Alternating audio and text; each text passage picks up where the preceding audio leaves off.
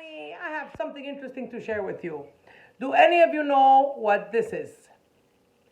It's a musical instrument, believe it or not. It's called a Maranzano in Sicilian, and it's also known as a Jewish harp. Now I have a miniature one, but they come in bigger sizes, but I found this one cute. So I'm gonna attempt to play it, and I don't know how to play it because I've never, I used to play with it, but not play it, if you can understand that. So I'm gonna show you what I'm able to do with it, but I'm sure there's a lot of people out there of the previous generations who know actually how to play this. So I'm just gonna give you an idea. So here we go.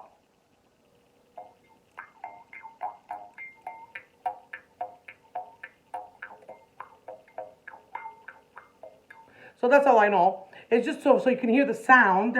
It's very well known in Sicily. It's a very original musical instrument. And if you check out the next video, you'll see someone who really knows how to play it.